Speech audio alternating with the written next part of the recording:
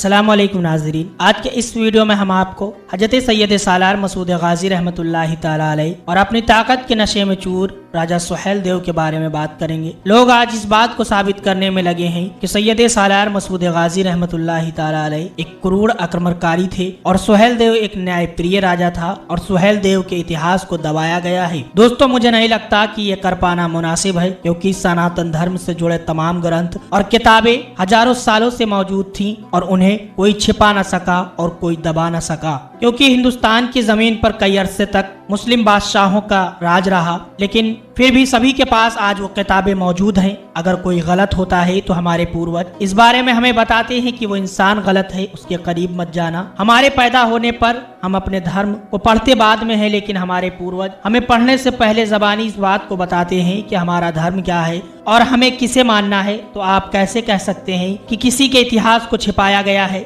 इतिहास कभी छिपता नहीं, वो अपने आप बाहर आ जाता है, क्योंकि सालार गाजी की दरगाह पर सबसे पहले फैज पाने वाला शख्स भी हिंदू था और उनकी बारगाह में हजारों की तादाद हिंदुओं की होती थी और होती है, क्योंकि आपने मजलूमों और जुल्म के सताए हुए लोगों की लड़ाई लड़ी थी, आपने इंसानियत की लड़ाई लड़ी थी, आपने बेकसों और दर्दमंदों की लड़ाई लड़ी थी। आपके खिलाफ बड़े बड़े फितने कभी अपनों ने तो कभी गैरों ने खड़े किए, लेकिन आपकी अजमत और बढ़ती ही जा रही है, क्योंकि हयात रहते हुए आपने जुल्म के खिलाफ जंग लड़ी और वफात के बाद भी आपने दर्दमंदों, बेकसों, जरूरतमंदों की हाजत को पूरा किया है। मुस्लिम हो या गैर मुस्लिम, सबकी फरियाद इस दर्द पर सुनी जाती है। बस यही अजमत और फैज के दरिये को देखकर कुछ लोग आपसे रश्क करते हैं और आपके बारे में गलत बयानी करते हैं और लिखते हैं, लेकिन आपकी अजमत को तो अल्लाह ने बुलंद बाला किया है, इसलिए आपकी अजमत कभी कम नहीं हो सकती। सरतबा कदम हैबत अब्बास अलमदार, सूरज से आया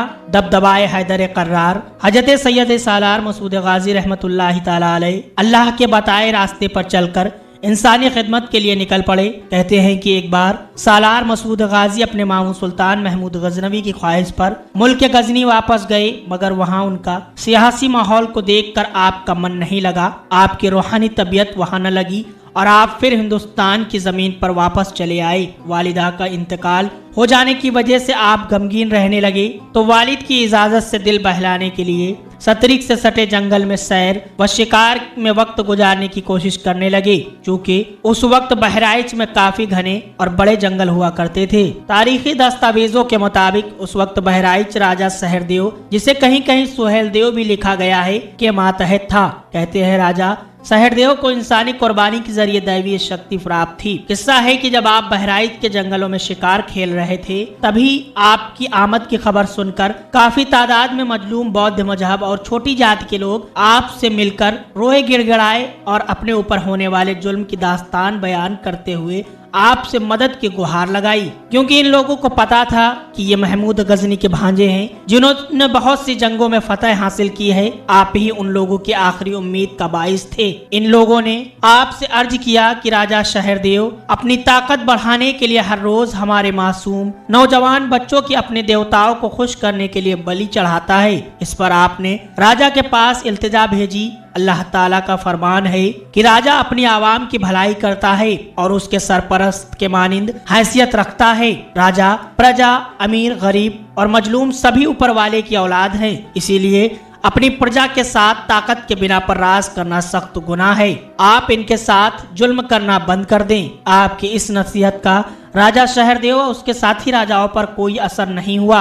वह सब इकराए होकर आमादाए जंग हो गए। आपके साथ शिकार खेलने आए चंद साथी और इन राजाओं के जुल्म का शिकार आवाम ने मिलकर इंसानियत के नाम पर जुल्म के खिलाफ जमकर मुकाबला किया। सैयद सालार मसूद गाजी रहमतुल्लाहि ताला अलैह नौजवानी की उम्र में ही मजलूमों की मदद करने के लिए अल्लाह ताला के फरमान को पूरा करते हुए शहीद हो गए।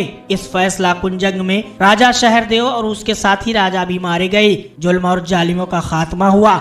जुल्म से आजाद आवाम अकीदत में आपकी मजार उसी जगह पर मनाकर जहां आपकी शहादत हुई थी, खिदमत और देखभाल करने लगी। लोगों की खिदमत से खुश होकर हजरत सैयद सालार मसूद गाजी रहमतुल्लाहि ताला अलैह की दुआ से जासो नामी यादव, जो कि एक हिंदू था, की बांझ बीवी को अल्लाह ताला ने चांद सा बेटा अता फरमाया। जिसका नाम बाले रखा गया। आपके मजार शरीफ से इस पहली करामात की चर्चा चारों तरफ होने लगी। यही वजह है कि हिंदुस्तान की ये पहली दरगाह है जहाँ हमेशा मुख्तलिफ मजहब व मिल्लत के लोग बेमिसाल संगम और कौमी एकता की जीती जागती तस्वीर देखने को मिलती है। यहाँ रोजाना सैकड़ों की तादाद में अकीदतमंद बिना भेदभाव मजहब व मिल्लत देश विदेश से हाजिर होकर सालार मसूद गाजी उर्फ बाले मियाँ की मजार पर अपनी अकीदत का सबूत पेश करते हैं और अपने खाली दामनों को मुरादों से भर ले जाते हैं। दोस्तों, हजरत सैयद सालार मसूद गाजी रहमतुल्लाहि ताला अलैहि की इस हस्ब व हैसियत को देखकर कुछ लोग रश करते हैं और आपके बारे में तरह तरह की बातें बनाते हैं और आपके आस्थाने पर आने वाले लोगों को बरगलाते हैं। लेकिन अल्लाह के इस वली की फैज़ व बरक़ात से आज दुनिया का कोई भी कोना महरूम नहीं है। दुनिया के तमाम गोशों